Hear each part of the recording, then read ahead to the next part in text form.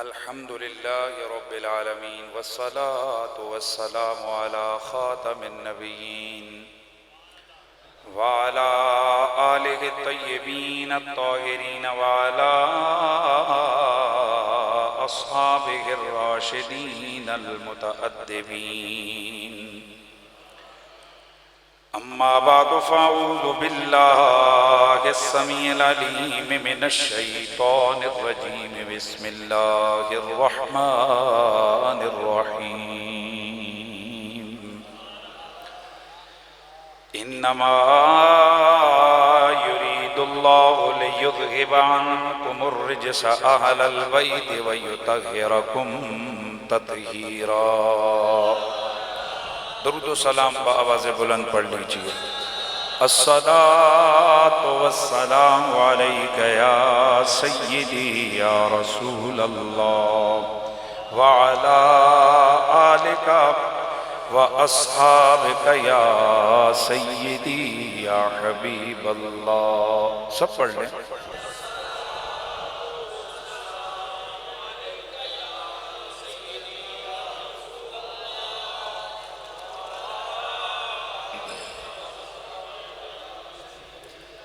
اس راز سے واقف ہیں زمانے والے، کتنے اعلیٰ ہیں محمد کے گھرانے والے. ہو کتنے اعلیٰ ہیں محمد کے گھرانے والے. مٹی گئے مٹتے گئے مٹ جائیں گے واللہ. مٹ گئے مٹتے گئے مٹ جائیں گے واللہ.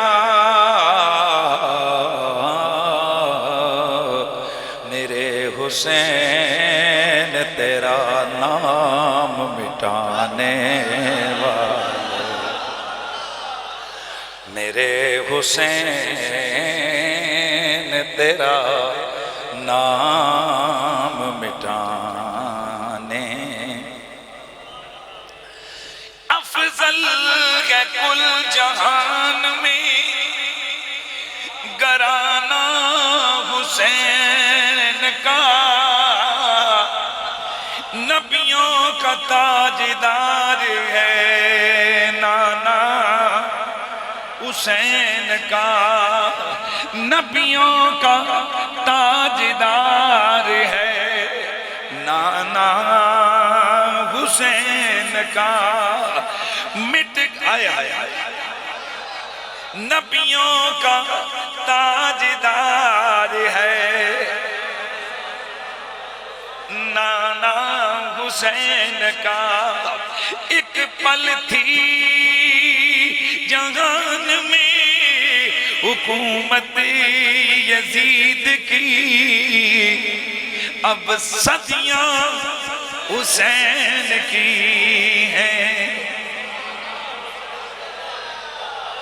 اب صدیاں حسین کی ہیں. الصلاة والسلام علیک یا سیدی یا رسول اللہ وعلا آلک و اصحابک یا سیدی یا حبیب اللہ. بعد از حمد و صلاۃ لائق تعظیم و تکریم جمیع حاضرین و سامعین، السلام علیکم ورحمۃ اللہ تعالی وبرکاتہ.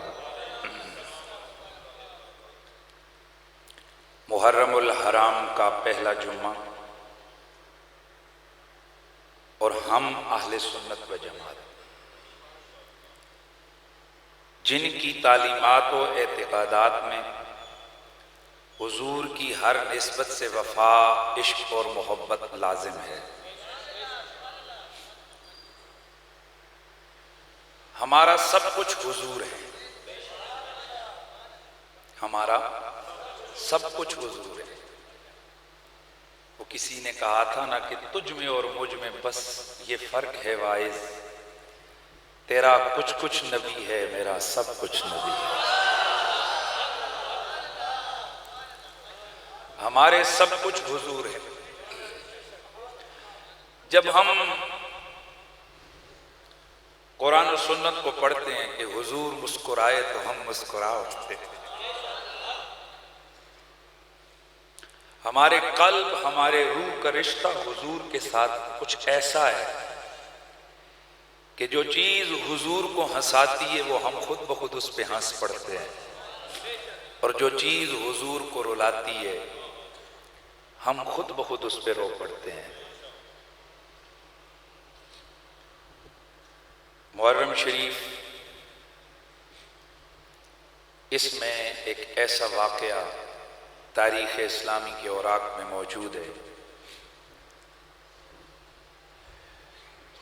کہ جس کی یاد ہر مسلمان کا کلیجہ جلا کے راکھ کر دیتی ہے، دل کرچی کرچی ہو جاتا ہے۔ وہ واقعہ کربلا ہے، اور واقعہ کربلا اسلامی تاریخ کا ایک ایسا سیاہ باب ہے کہ جس کی جتنی مذمت کی جائے اتنا کم ہے، کیونکہ اس واقعے اور سانے کے نتیجے میں میرے نبی پاک صاحب الاولاق صلی اللہ علیہ وآلہ وسلم کے جگر کے ٹکڑے، حضور کے دل کی ٹھنڈک، حضور کی دل کا چین، آنکھوں کی ٹھنڈک، حضرت سیدنا امام حسین ابن علی رضی اللہ تعالی عنہ وعلیہم السلام، یہ اور ان کے دیگر رفقاء اور کئی دیگر صحابہ کربلا کے مقام پر شہید کر دیے گئے۔ انا للہ و انا الیہ راجعون۔ دوستوں کا مطالبہ تھا کہ میں ایک خالص انداز سے احادیث اور تاریخ صحیحہ کی روشنی میں آپ کے سامنے واقع کربلا، اس کا پس منظر، وجوہات اور واقعات جو حقیقت میں رونما ہوئے وہ پیش کروں، چونکہ آج افراط و تفریط ہے۔ کئی لوگ محبت اہل بیت کے دعوے میں انہوں نے اس واقعے کو ایسا مسخ کر کے بیان کیا کہ بات کہیں کی ہے کہیں کا بتنگڑ ہے، نہ سر نہ پاؤں، کچھ پتہ ہی نہیں چلتا کیا ہے۔ اور دوسری طرف نواسب، خوارج اور اہل بیت کے دشمن ہیں، جنہوں نے سرے سے اس واقعے کو محض ایک چھوٹا سا واقعہ بتا دیا۔ میں آج کی نشست میں مقدمہ واقع کربلا کو بیان کروں۔ امید کرتا ہوں کہ آپ لوگ میری گفتگو کو دل جمعی سے سنیں گے۔ محض واقع کربلا کے ذیل اور ضمن میں رونا رولانا ہی مقصود نہیں ہوتا ہے، بلکہ قرآن و سنت سے صحیح آگاہی یہ ہم مسلمانوں کا مشن اور ہمارا مقصود ہونا چاہیے۔ اس لیے آج واقع کربلا کا مقدمہ، یعنی یہ کربلا کا واقعہ کیا یہ اتنا ہی معمولی واقعہ جتنا یہ ناسبی بیان کرتے ہیں کہ جی بس وہ ہوا، چھوٹا سا مڈ بیٹ ہوا اور بس وہ ہوا اور وہ ہوا۔ اور یہی وجہ ہے کہ کربلا کے اس مہینے میں، محرم کے اس مہینے میں آپ ان نواسب کی بڑی پہچان یہ دیکھیں گے کہ محرم شریف کا پورا مہینہ گزرے گا، وہ دائیں بائیں کی تقریریں کرتے رہیں گے، لیکن انہیں آل بیت کے ذکر اور امام علی مقام کی شہادت کے تذکرے کی ذرہ برابر بھی توفیق نہیں ہوگی۔ اور بعض تو حضرت سیدنا فاروق اعظم رضی اللہ تعالی عنہ کی شہادت کے، وہ بھی بہت بڑا واقعہ ہے، اس واقعے کے ذیل میں پورا مہینہ اسی کو بیان کریں گے اور یہ لوگوں کے سامنے ظاہر کریں گے کہ بھائی اور تو کچھ ہوا ہی نہیں، ہم ہیں صحیح عقیدے والے مسلمان۔ آپ نے پچھلے 2 جمعات المبارک کے اجتماعات میں دیکھا ہم نے کس شایان شان انداز سے جناب حضرت جامع القرآن والفرقان کامل الحیاء والایمان سیدنا عثمان بن عفان اور فارق حق و باطل حضرت سیدنا عمر فاروق رضی اللہ تعالی عنہ کے تذکار خیر اور آپ کی شہادت کو بیان کیا۔ میں کچھ چیزیں آج عرض کروں گا تحقیقی انداز سے، ہمارا واقعہ کا جو سلسلہ ہے وہ آگے تسلسل شروع ہوگا۔ آپ یہ ذہن بنا کے نہ بیٹھیں کہ میں کوئی ایسے دوڑے پڑوں گا کہ جو رونا رلانا مقصود ہوگا۔ ایمان ہو تو پاک لوگوں کا نام آنے سے ہی بندہ رو پڑتا ہے، اس کے لیے کسی ایکٹنگ کی ضرورت، اس کے لیے کسی لمبی کوشش کی ضرورت نہیں ہوتی ہے۔ اس لیے کہ ایک بزرگ، ان کے سامنے جب نام آتا تھا، ہمارے ہی بزرگ گزرے ہیں، میرا خود میں نے ان کو دیکھا ہے، جب لفظ آتا حسین،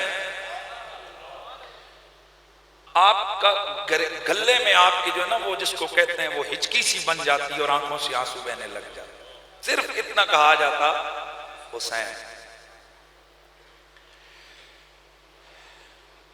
سچی بات یہ ہے کچھ ایسا تعلق ہے حضور کی ذات کے ساتھ ہمارا کہ جب محرم شریف کا یہ چاند آتا ہے، مجھے تو سمجھ نہیں آتی ہے، پتہ نہیں یوں لگتا ہے جیسے بندہ بالکل اس کو کہتے ہیں نا کہ اکھڑا اکھڑا، خوشی چیز کا نام کی کوئی چیز ہی نہیں ہے، بس کیا کہہ سکتے ہیں، صرف اتنا الحمدللہ اپنے دل سے جب پوچھتے ہیں تو یہ دل کہتا ہے ہاں ہم حضور کی خوشی میں خوش ہیں اور حضور کے غم میں تڑپ رہے ہیں۔ حضرات، مقدمہ واقع کربلا، سب سے پہلے یہ بات ذہن میں رہے، میں اہمیت بتانے لگوں کہ یہ کربلا کا واقعہ کتنا بڑا واقعہ ہے، اور یہ نہیں ہے کہ یہ اچانک بس کوئی معاملہ ہوا اور واقعہ کربلا رونما ہوا، نہ، ہمیں تھوڑا سا پیچھے حیات رسول میں جانا پڑے گا، اور میرے نبی رحمت سید کونین صلی اللہ تعالی علیہ وآلہ وسلم کا ایک معجزہ تھا، اخبار غیبیہ، کہ آپ نے مستقبل کی باتوں کو پہلے سے بیان فرما دیا، اور جیسا جیسا حضور نے بیان فرمایا ویسا ویسا ہو کے رہا، اور جو چیزیں ابھی ہوئی نہیں آگے ہونے والی ہیں، ہمارا ایمان ہے کہ جیسا جیسا حضور نے بیان فرمایا ویسا ویسا ہو کر رہے گا۔ ایک حدیث سے مبارکہ آپ سماعت فرمائیے، صحابی رسول حضرت سیدنا حذیفہ بن الیمان رضی اللہ تعالی عنہ، آپ بیان فرماتے ہیں کہ ما ترک رسول اللہ من قائد فتنة الى ان تنقضی الدنیا یبلغ من معاہ 300 فصاعدا الا قد سماہ لنا باسمہ واسم ابیہ واسم قبیلتہ او کما قال۔ آپ فرماتے ہیں، یہ سنن ابو داؤد شریف کی روایت ہے، آپ فرماتے ہیں کہ اللہ کے رسول سرور کون و مکان ہے، ہمیں قیامت تک آنے والے 300 سے زیادہ بڑے بڑے فتنوں کے بارے میں ہمیں آگاہ کیا، اور ان فتنوں کے بانیوں کے نام بھی بتائے، ان کے باپوں کے نام بھی بتائے، اور ان کے قبیلے کے نام بھی بتائے۔ یہ کون فرما رہا ہے؟ حضرت سیدنا حذیفہ بن الیمان، جن کو صاحب سر رسول اللہ کہا جاتا ہے، یعنی یہ حضور کے رازوں کے واقف اور حضور کے رازوں کو جاننے والے صحابی ہیں، جن کے سامنے حضور نے بہت سارے ایسے راز بیان فرمائے تھے، کچھ تو یہ بیان کر دیتے تھے اور کچھ فرماتے تھے کہ مجھے ان کے بیان کی اجازت نہیں ہے، یوں اجمالی طور پر بتایا، فرمایا کہ کتنے آئیں گے، بولیے اونچا بولیے، کتنے آئیں گے؟ 300 سے زیادہ یہ فتنے آئیں گے، اور یقیناً حضور نے جیسی خبر دی ہے ویسا ہو کے رہا ہے اور ہو کر رہے گا۔ وہ جن فتنوں کے بارے میں اللہ کے رسول نے یہ خبریں دی، ان میں سے ایک فتنہ ایسا تھا کہ جو حضور کے وصال با کمال کے کچھ عرصہ بعد سن 60 ہجری کے آخر میں وقوع پذیر ہونے والا تھا۔ وہ فتنہ کس قدر خطرناک تھا، اب ہم ذرا دیگر حدیث کی کتابوں کی طرف دیکھیں گے، بڑے توجہ سے انشاءاللہ آپ سنیں گے، میں آپ کو کربلا تک پہنچاؤں گا، پھر آپ کو پتہ چلے گا کہ حسین پاک کیوں کربلا گئے تھے۔ یہ قرآن و حدیث کو سامنے رکھ کر ہم نے عرض کرنا ہے۔ آئیے، سن 60 ہجری میں ایک ایسا بڑا فتنہ آنے والا ہے کہ جس کے لیے پہلے سے صحابہ بڑے وری ہیں، بڑے پریشان ہیں۔ مثلا معجم الاوسط مجمع الزوائد کے اندر حدیث ہے اور دیگر صحاح کے اندر مختلف لفظوں سے حدیث ہے کہ رسول اللہ کے صحابی حضرت سیدنا ابو ہریرہ رضی اللہ تعالیٰ عنہ آپ اکثر یہ دعا فرمایا کرتے تھے، اللہم لا ابلغن رأس الستین، یا اللہ مجھے سن 60 ہجری کے آخر تک نہ پہنچا۔ توجہ ہے سب کی، مجھے سن 60 ہجری کے آخر تک نہ پہنچا۔ اور ایک اور حدیث ہے جس میں آپ فرماتے ہیں، اعوذ باللہ من رأس الستین و امارت الصبیان، میں سن 60 ہجری کے آخر سے اور میں عقل کے کچوں کی حکومت سے پناہ مانگتا ہوں۔ یہ کون کہتا ہے؟ حضرت سیدنا ابو ہریرہ۔ مصنف ابن ابی شیبہ کی حدیث ہے، حضرت ابو ہریرہ رضی اللہ تعالیٰ عنہ کان یمشی فی السوق ویقول اللہم، آپ بازار میں چلتے تھے اور یہ دعا پڑھا کرتے تھے، یا اللہ مجھے سن 60 نہ دکھا اور نہ مجھے لونڈوں کی حکومت دکھا۔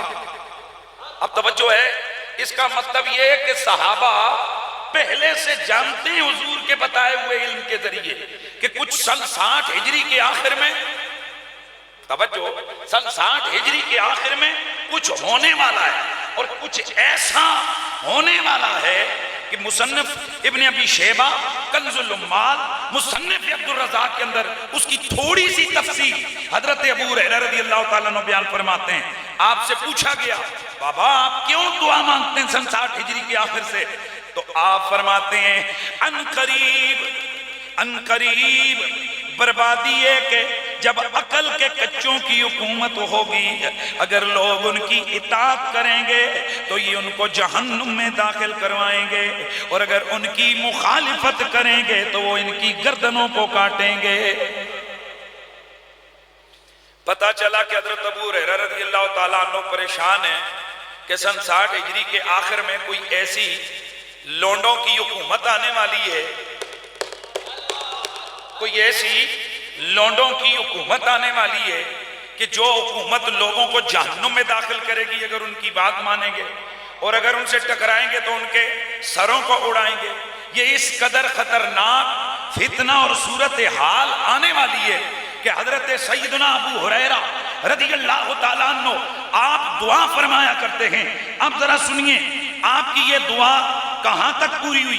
امام ابن حجر اسقلانی بہت بڑے محدث ہیں، آپ شارح بخاری ہیں، آپ فرماتے ہیں یشیر الی خلافت یزید ابن معاویہ لأنه كان سنة 60 من الہجرہ واستجاب اللہ دعا ابی ہریرہ ومات قبلها بسنہ۔ فرماتے ہیں کہ اصل وجہ یہ تھی کہ سن 60 ہجری کے آخر میں یزید بن معاویہ کی حکومت آنے والی تھی، اور یہ ایسا اسلام کا، تاریخ اسلامی کا سیاہ ترین باب تھا۔ ابو ہریرہ اس کے لیے پناہ مانگتے تھے، یا اللہ وہ دن آنے سے پہلے مجھے دنیا سے اٹھا دے۔ اللہ نے ان کی دعا کو قبول کیا اور 1 سال پہلے ہی آپ دنیا سے تشریف لے گئے۔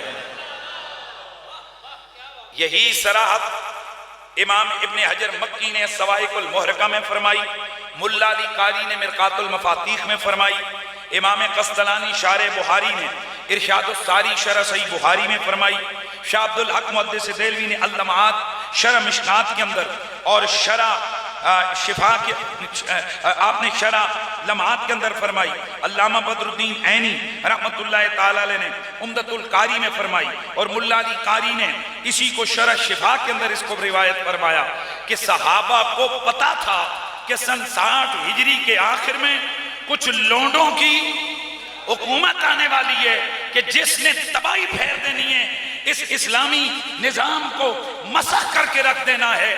اور پھر ان کو پتا تھا کہ اس دور کے اندر بڑی بڑی شہادتیں ہونے والی ہیں، اس لیے صحابہ کرام پہلے سے اس فتنے سے بچنے کی دعائیں مانگتے تھے۔ اب میں نے پہلے حدیث شریف آپ کے سامنے پڑھی کہ صحابی رسول فرماتے ہیں حضور نے ہمیں ہر فتنے کے قائد، ہر فتنے کے قائد اور ہر فتنے کے بڑے کا نام بتایا۔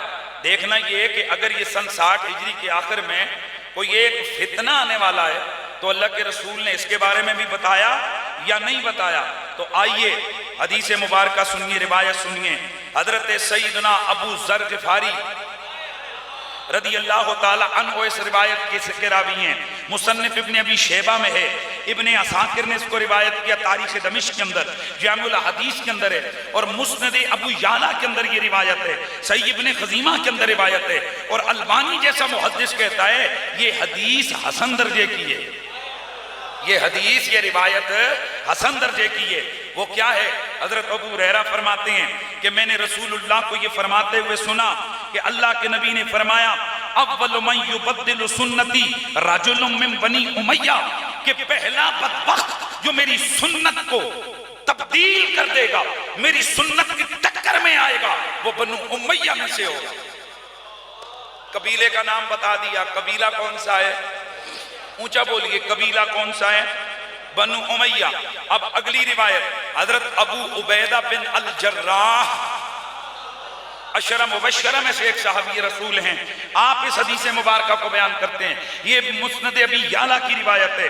امام حیثمی فرماتے ہیں رجالہ رجال صحیح، اس حدیث کے راوی صحیح حدیث کے راوی ہیں، مجموع الزوائد میں موجود ہے، مسند بزار میں موجود ہے، ابن عساکر کے اندر موجود ہے۔ اللہ کے نبی نے فرمایا اول من یبدل سنتی رجل من بنی امیہ، پہلا بندہ جو میری سنت کو تبدیل کرے گا وہ بنو امیہ میں سے ہوگا، یقال لہ یزید۔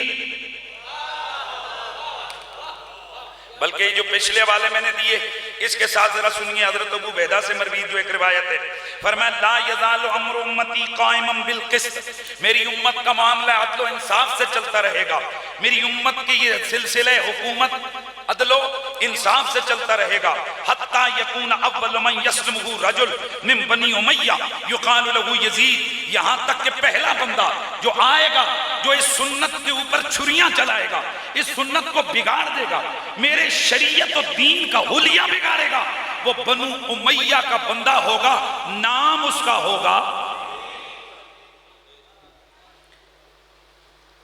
مسند رویانی، سیر علام النبلاء، ابن عساکر نے وہاں اور انہی لفظوں سے ذکر کیا اول من یبدل سنتی رجل من بنی امیہ یقال لہ یزید، پہلا بندہ جو میری سنت کو کیا کرے گا؟ تبدیل کرے گا، وہ بنو امیہ کا شخص ہوگا جس کا نام یزید ہوگا۔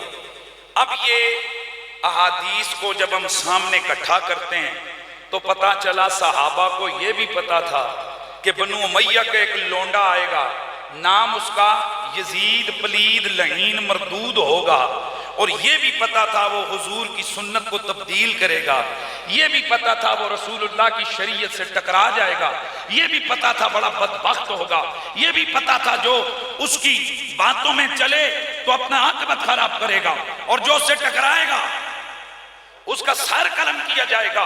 اس لیے صحابہ اس فتنے سے بچنے سے پہلے یہ دعا کیا کرتے تھے، یا اللہ ہمیں وہ دن ہی نہ دکھا کہ جس دن میں تیرے رسول کی شریعت کا حلیہ ہم آنکھوں سے بدلتا ہوا اور بگڑتا ہوا دیکھیں اور پھر ہم کچھ کر نہ سکیں۔ دوستان گرامی، یہ آ گئی پہلی بات، بسم اللہ، یہ آ گئی اس مقدمے کی پہلی بات۔ پتا چلا سن 60 ہجری میں آنے والا وہ جو واقعہ ہے وہ اتنا کوئی نارمل اور عام واقعہ نہیں، کہ جس کو بس یوں ہی جانے دیا جائے.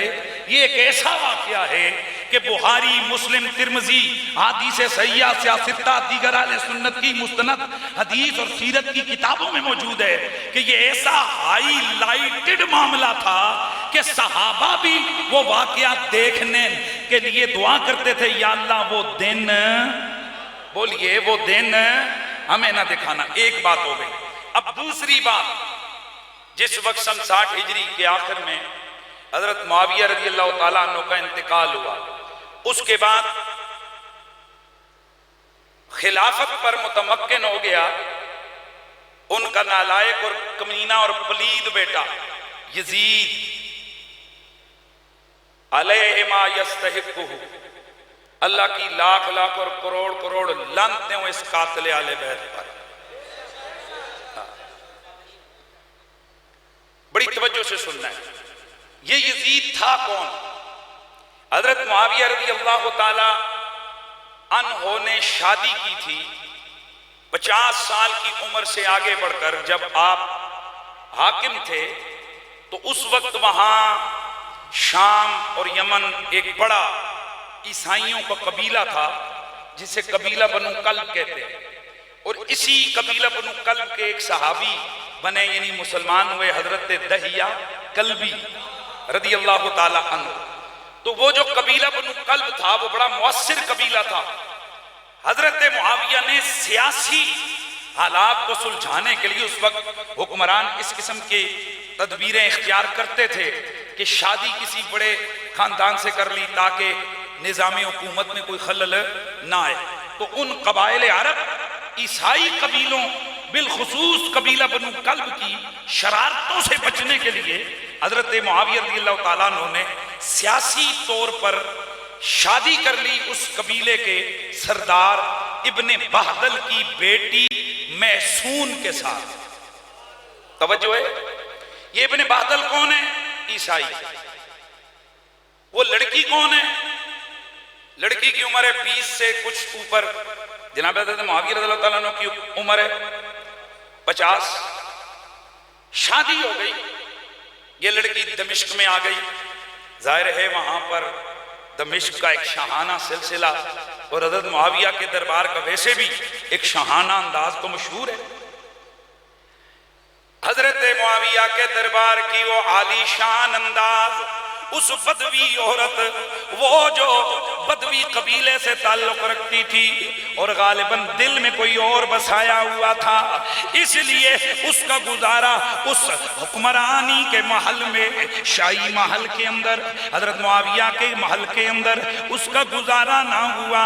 چنانچہ وہ دل تنگ کرنے لگی اور اکثر فراق اور جدائی میں اپنے علاقے کو یاد کرتی اور کبھی کبھی اپنے چچا کے بیٹوں کو یاد کرتی. یوں ہی وہ اشعار پڑھا کرتی.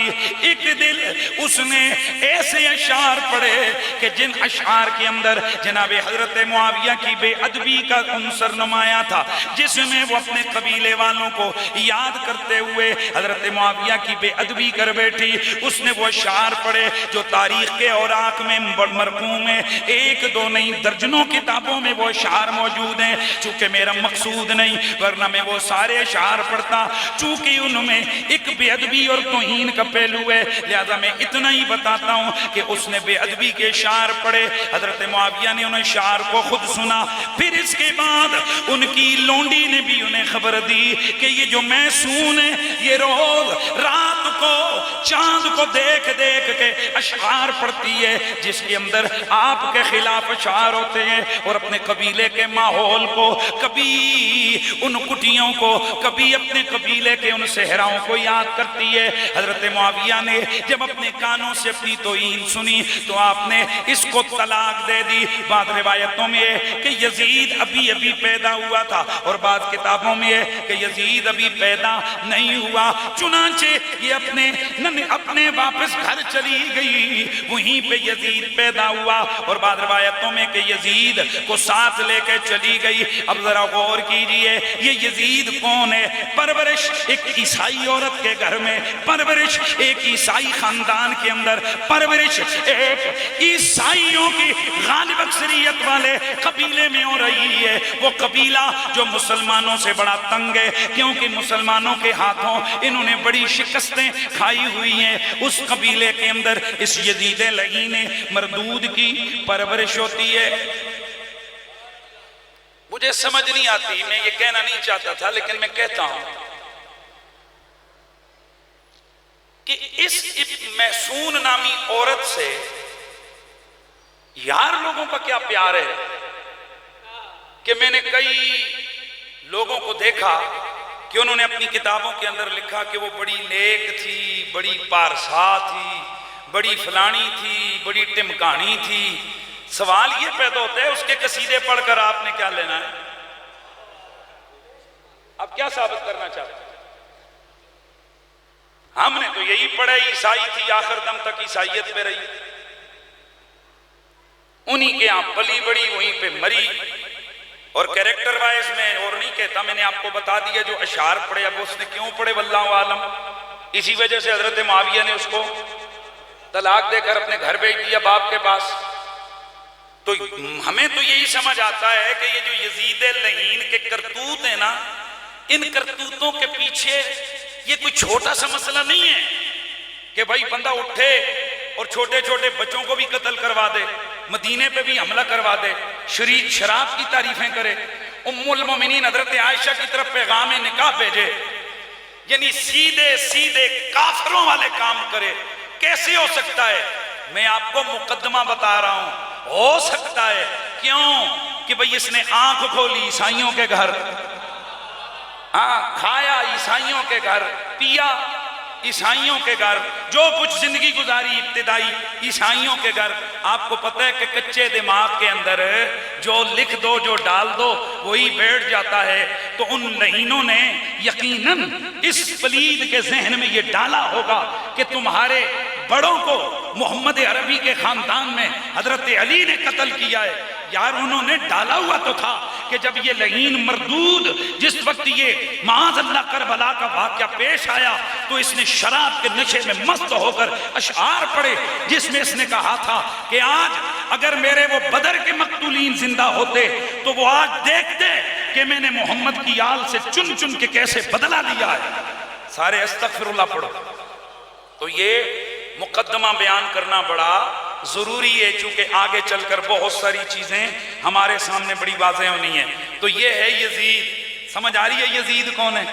اچھا ظاہر ہے بیٹا تھا حضرت معاویہ کا، واپس آیا، ماں شاعرہ تھی، اس کو بھی شعر بڑے اچھے آتے تھے۔ کس کو؟ بولو۔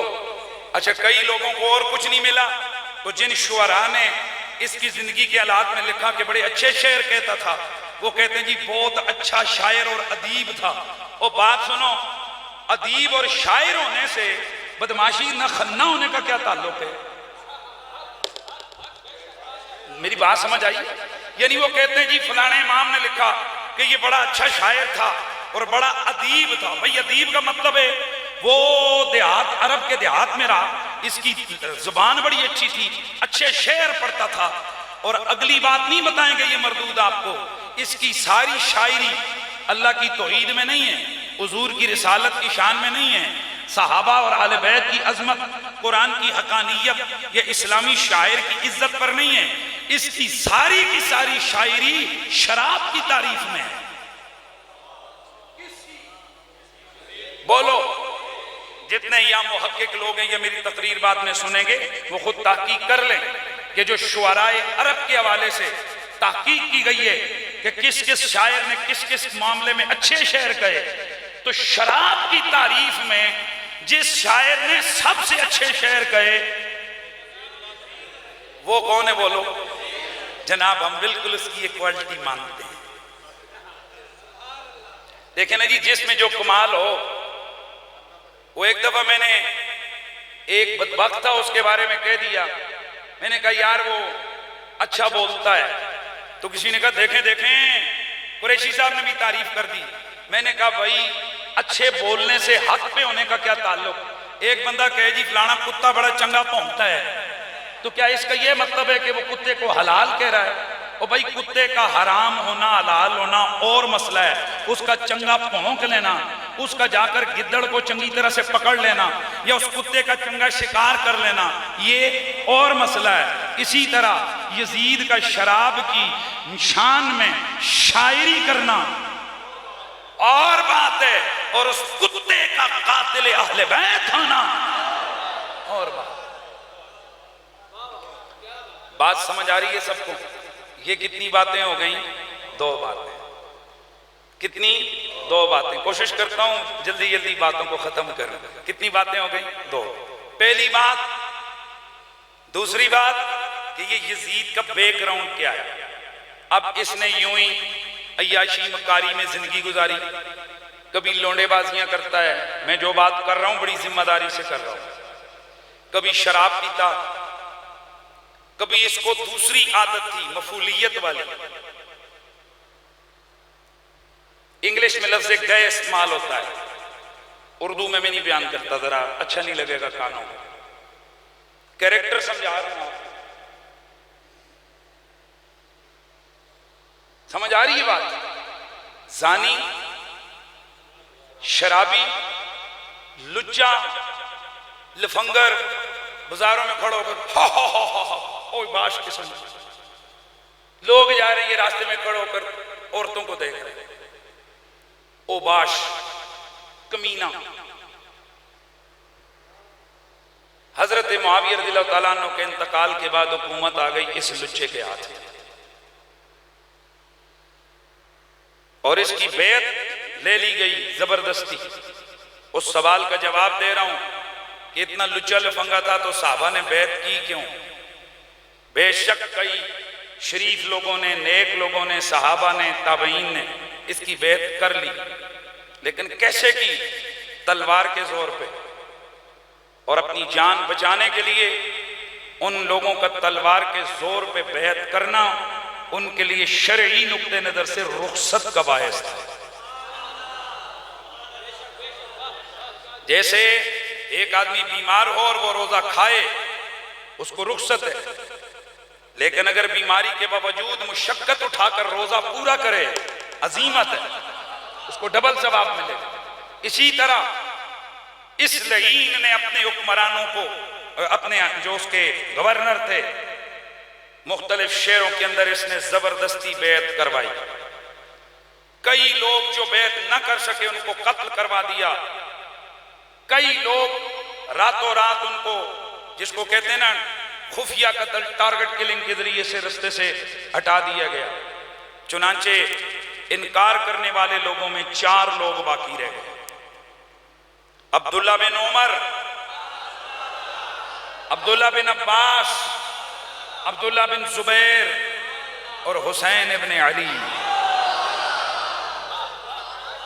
کتنے لوگ؟ 4 لوگ۔ یزید لعین جس وقت تخت نشین ہوا، یہ اپنے پہلے شراب کے نشے میں تو پہلے ہی دھت رہتا تھا، اب اسے اقتدار کا نشہ بھی لگ گیا۔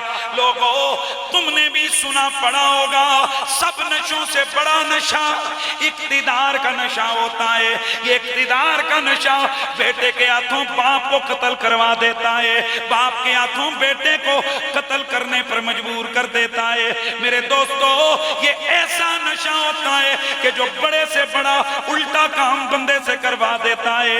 یہ یزید پلید جب یہ حکمران بنا، اسے پتا چلا کہ باقی لوگ تو کوئی ڈر کے مان گئے، کوئی رستے سے ہٹا دیے گئے، لیکن 4 لوگ ایسے ہیں کہ جن کی طرف سے انکار ہی انکار ہے۔ چنانچہ اس نے مدینہ منورہ کے اندر موجود اپنے گورنر ولید بن عتبہ کی طرف خط لکھا، تاریخ طبری کے اندر موجود ہے۔ اس نے لکھا، کیا کہنے لگا؟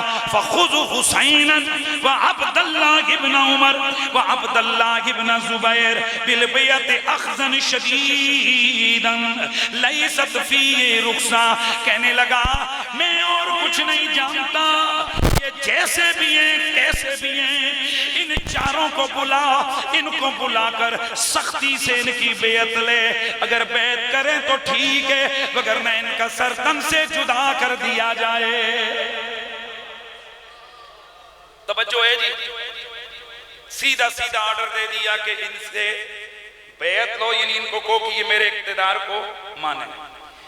گرامی المرتبت حاضرین، عبداللہ بن زبیر بڑے عقل مند سیانے آدمی، وہ پہلے ہی مکہ شریف تشریف لے گئے۔ یوں ہی حضرت عبداللہ بن عباس بھی حضرت عبداللہ بن عمر سے دھوکے سے بیعت کروا لی گئی، دھوکہ دے کر ان کو یوں دھوکہ دیا گیا کہ حضرت آپ بیعت کریں، کیونکہ حسین، عبداللہ بن زبیر اور عبداللہ بن عمر نے تو پہلے ہی بیعت کر لیے۔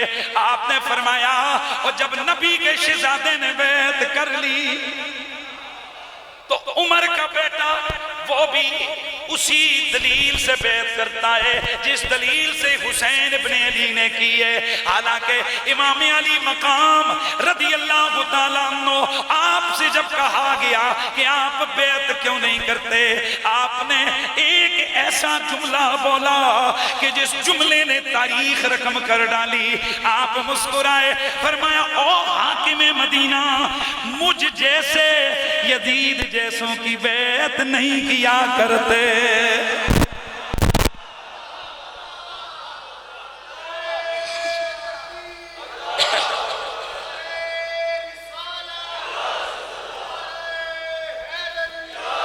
مجھ جیسوں کے لیے یزید جیسوں کی بیعت کرنا جائز نہیں ہے۔ اور جملہ تو ایک ہے امام کا، لیکن اس کی اگر شرح کرو تو کئی جلدیں کتاب بن جائے۔ حسین پاک کے کہنے کا یہ مطلب تھا، ایک طرف وہ عیسائی ماں کا بیٹا، عیسائی نانے کا نواسا، لجا لفنگا شرابی، ماں سے نکاح کر اجازت دینے والا، بیٹیوں سے نکاح کی اجازت دینے والا، شراب کی حلت کا قول کرنے والا، سری حرام کاموں کا ارتکاب کرنے والا، وہ بدبخت گئے۔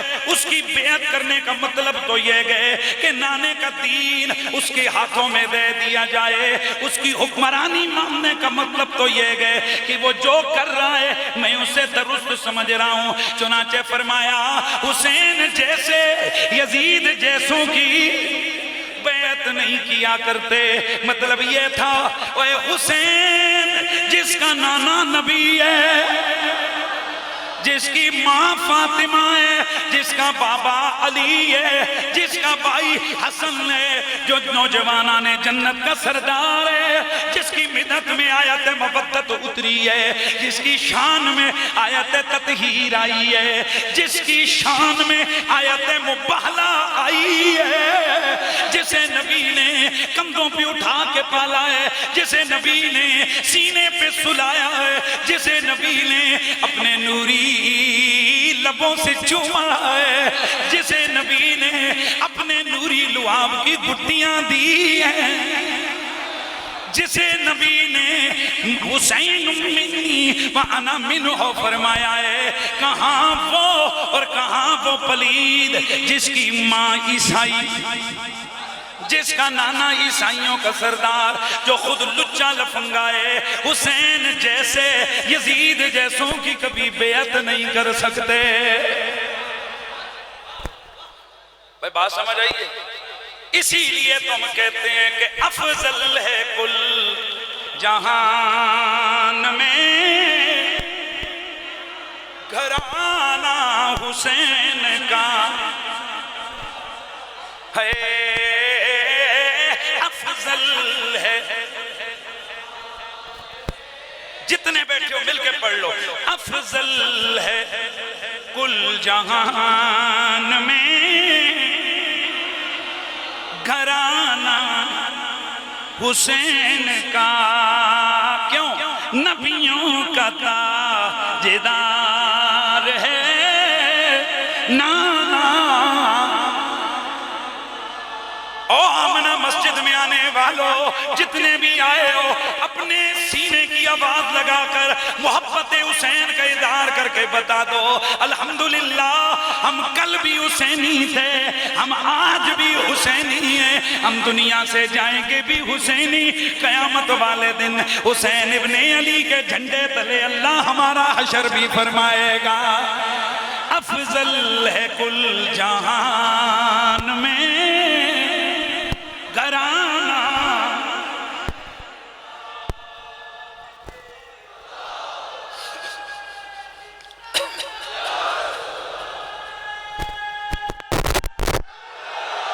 مل کے ذرا صدا لگاؤ، افضل ہے کل جہان میں گھرانہ حسین کا، نبیوں کا تاجدار ہے نانا، ہے نبیوں کا تاجدار ہے حسین کا۔ ایک پل تھی جہان میں حکومت یزید کی، اب صدیاں حسین کی۔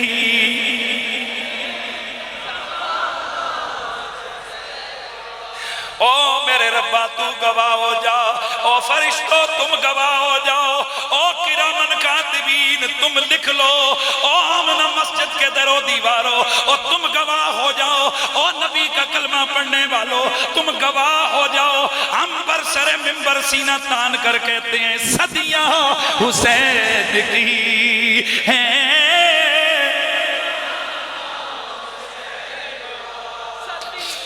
صدیاں حسین کی ہیں۔ کل بھی یزید سے نفرت کرتے تھے، آج بھی یزید سے نفرت ہے، وہ کل بھی زہرا کے بچوں سے پیار تھا، آج بھی سیدہ کے بچوں سے پیار ہے۔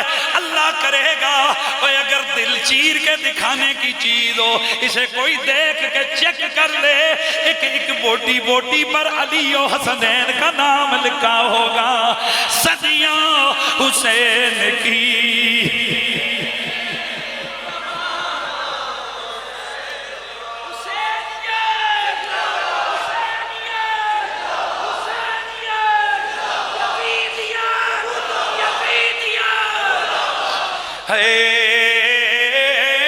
صدیاں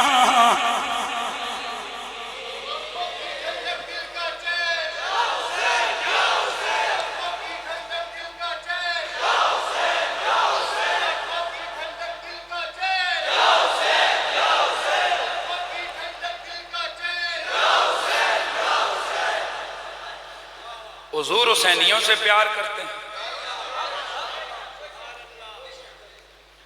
ایک بچہ آیا، حضور نے کھڑے ہو کر اس بچے کو پیار سے اٹھایا، اس کی بات کو سنا، صحابہ حیران ہوئے کہ عام طور پر ویسے تو بچے اس طرح آتے بھی نہیں، اور حضور اس طرح کا والہانہ محبت کا اظہار عام بچوں سے تو ظاہر ہے ہوتا ہے، لیکن اس طرح یہ معمول سے ہٹ کے تھا۔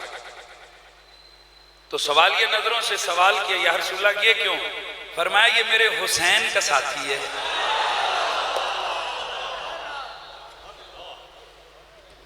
یعنی مدینے میں یہ حسین کے ساتھ کھیلتا ہے۔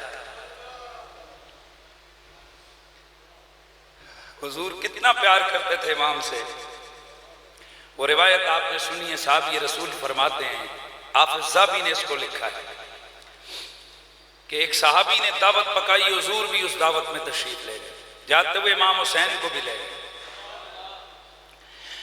جس گھڑی دعوت پکی، بڑوں نے کھانا کھایا، چھوٹے کھانا کھانے کے بعد بچے آپس میں کھیلنے لگ گئے۔ نبی رحمت سید کونین سرور کونو مکانے کھانا تناول فرمایا، پھر باہر تشریف لائے، دیکھا حسین ابن علی بچوں کے ساتھ خوش طبی فرما رہے ہیں۔ حضور نے حضرت امام علی مقام کو کھلانا شروع کیا، خوش کرنا شروع کیا۔ صحابی فرماتے ہیں اللہ کی قسم حضور لگے حسین کو پکڑنے،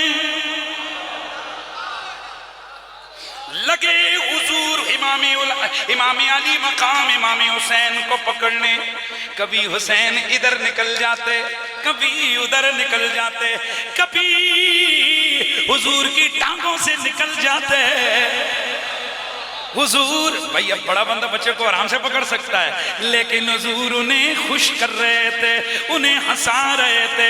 فرماتے ہیں صحابہ حیرت کا مجسمہ بن کر حضرت حسین کی قسمت پہ نازاں ہو کر کہ کتنی شان والا حسین ہے کہ نبیوں کا تاجدار اس شہزادے کے ساتھ اتنا والہانہ محبت فرما رہے ہیں۔ حضور نے بالآخر امام علی مقام کو پکڑا، پھر انہیں اٹھایا، سینے سے لگایا، پھر ان کے منہ مبارک کو قریب کیا اور ان کے منہ پہ منہ لگایا، پھر فرمایا حسین منی وَأَنَا مِنَ الْحُسَيْن، لوگو یہ مجھ سے ہے، میں اس سے ہوں۔ اس کا سادہ معنی بنتا ہے حسین میرا ہے، میں حسین کا ہوں، صدیاں حسین کی۔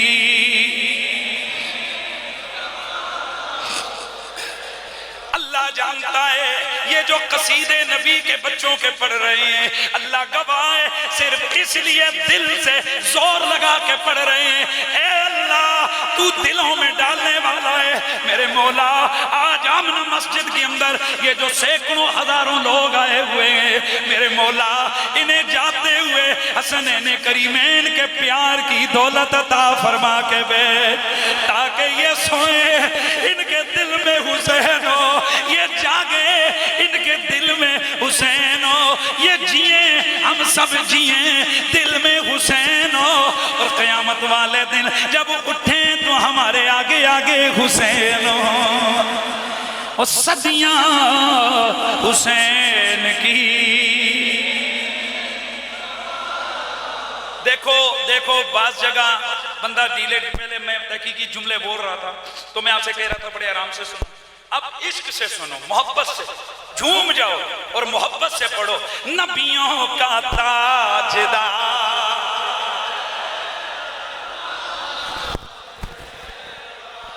ایک پلتی جہان میں حکومتی یزید کی، اور دلوں کٹو اب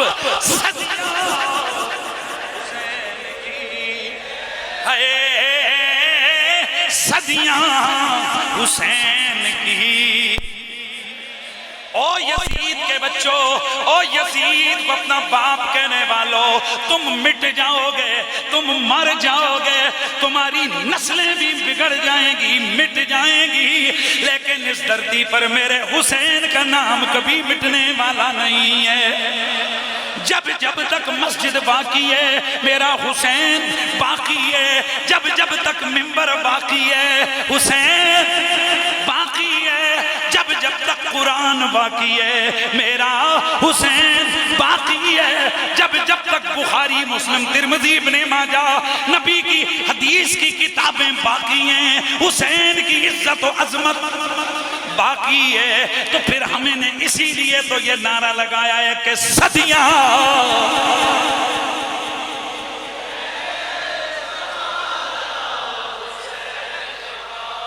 یہ کون بدبخت آدمی ہے؟ حضرت حنظلہ غسیل الملائکہ کے بیٹے حضرت عبداللہ بن حنظلہ رضی اللہ تعالیٰ عنہ، آپ سے پوچھا گیا یزید سے دشمنی کیا ہے؟ آپ نے فرمایا انہو رجل ینکح امہات الاولاد، اور یہ وہ بدبخت گئے کہ جو اپنی اولاد کی ماں سے نکاح کرتا ہے، بیٹیوں سے نکاح کرتا ہے، بہنوں سے نکاح کرتا ہے، وَيَشْرِبُ الْخَمَرْ، شرابی ہے بدبخت۔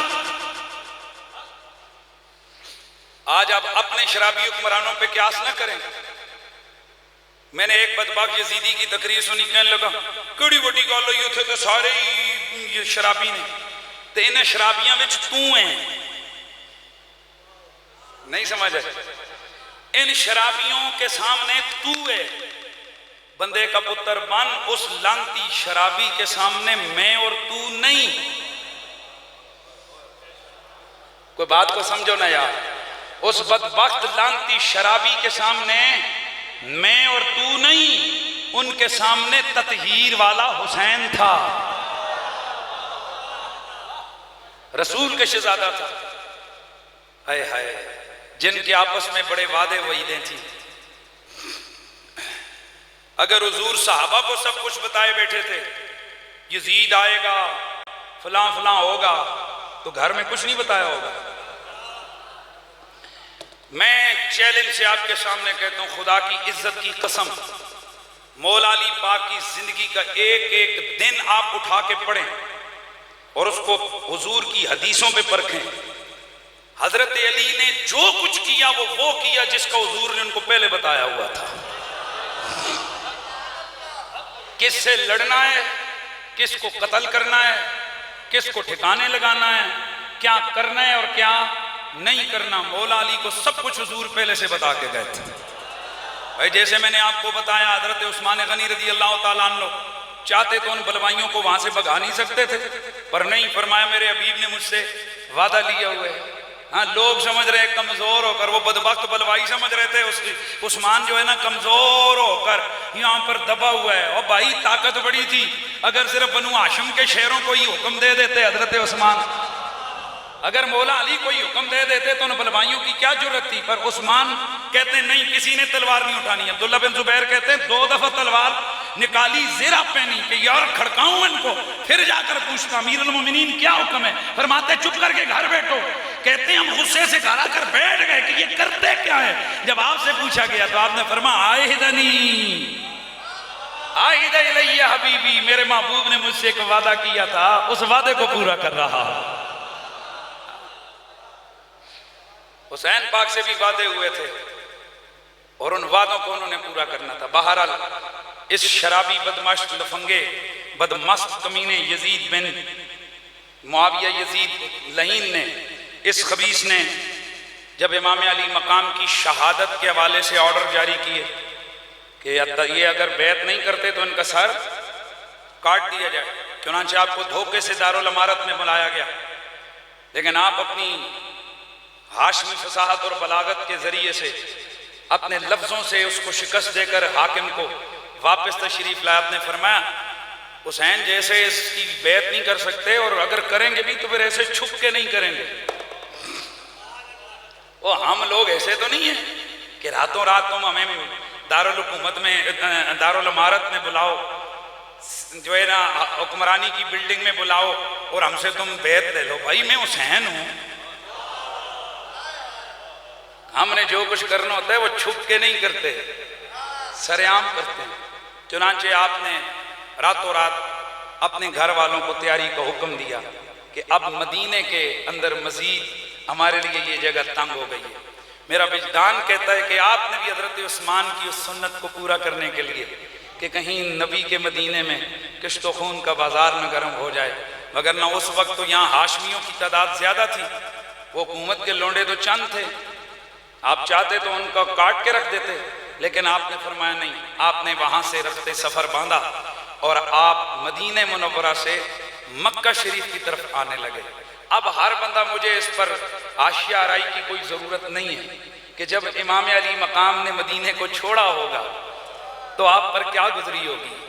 میرے نبی کا کلمہ پڑھنے والوں، جس ہستی کا زندگی کا ایک بڑا وقت مدینے کی گلیوں میں گزرا ہو، اے جس نے مدینے کی گلیوں میں وقت گزارا ہو، اے جس کا نانا مدینے کے اندر ہو، جس کی ماں جنت البقیع میں مدفون ہو، آج اسے اگر مجبوراً وہاں سے نکلنا پڑا ہوگا تو ان پر کیا بیتی ہوگی۔ یقیناً آپ روضہ رسول پہ بھی گئے ہوں گے، میرے نبی کو آخری الوداعی سلام کیا ہوگا، اپنی ماں جی سیدہ حضرت فاطمہ الزہرا کو بھی آخری الوداعی سلام اور ملاقات کی ہوگی۔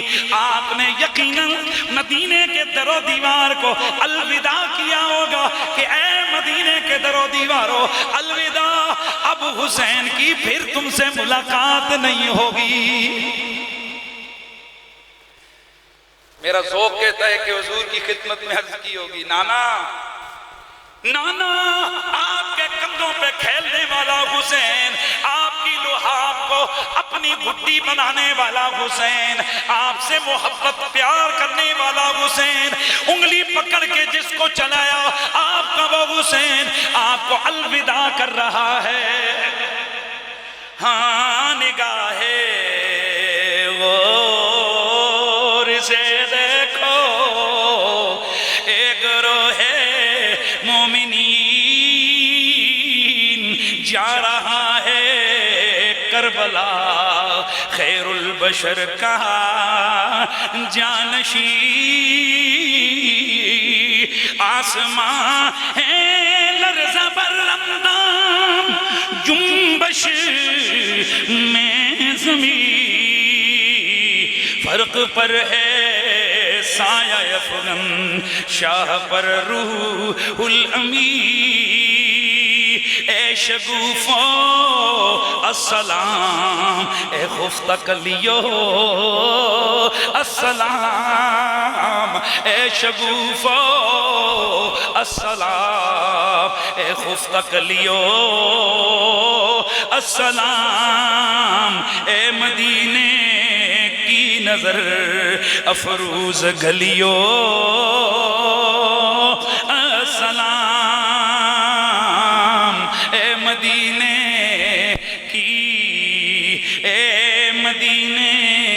کی نظر افروز گلیو۔ امام علی مقام نے مدینہ منورہ میں اپنی والدہ، پورے مدینے کے باقی لوگوں کو الوداع کیا۔ امام علی مقام جس وقت مدینہ منورہ سے مکہ مکرمہ کی جانب عازم سفر ہوئے، آپ کی بہن حضرت سیدہ زینب، آپ نے پوچھا حسین بھیا کدھر جانے کا ارادہ ہے؟ آپ نے فرمایا ابھی تو صرف مکہ جانے کا ارادہ ہے، آگے اللہ ہی کو پتا ہے منزل کیا ہونے والی ہے۔ سیدہ دوڑے دوڑے گئیں اپنے شوہر نامدار کی خدمت میں، فرمایا آپ عالی قدر ہیں، ذی شان ہیں، آپ بہت بڑی عظمت والے ہیں، آپ ابو طالب کے پوتے ہیں، میری ایک گزارش ہے کہ میری والدہ نے مجھ سے کچھ وعدے وعیدے کی تھی، میری والدہ نے مجھے یہ کہا تھا زینب اپنے بھیا حسین کو کبھی اکیلا نہ چھوڑنا۔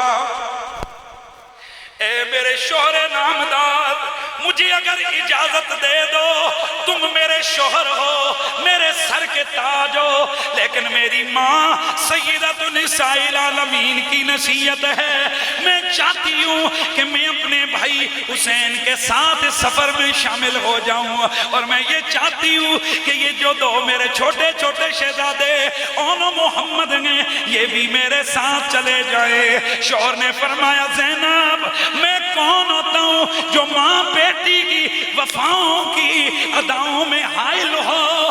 جاؤ، میری طرف سے اجازت ہے، جدھر حسین ہو ادھر تم جاؤ۔ اللہ نے چاہا میں بھی دیکھوں گا، میں بھی جلد از جلد آپ سے ملنے کی کوشش کروں گا، لیکن آج مدینے کی گلیوں کو شاید پتہ نہیں، آج حضرت زینب کے شوہر نامدار کو شاید پتہ نہیں کہ جب زینب لوٹ کے آئے گی تو حسین ساتھ نہیں ہوگا۔ شاید ان کو یہ علم نہیں ہے کہ جب یہ زینب آج تو جا رہی ہے، اور آپ نے فرمایا تھا جب بھائی لوٹ کے آئیں گے میں بھی لوٹ کے آ جاؤں گی، اجازت دیجئے۔ تو آپ کے شوہر نے فرمایا فی سبیل اللہ، ٹھیک ہے جائیے اللہ کی راہ میں، میری طرف سے آپ کو اجازت ہے۔ یہ نوری رسول اللہ کے خاندان کا قافلہ مدینہ منورہ سے مکہ کی طرف چل پڑا۔ یہ میری تیسری بات تھی، یہ میری تیسری بات تھی۔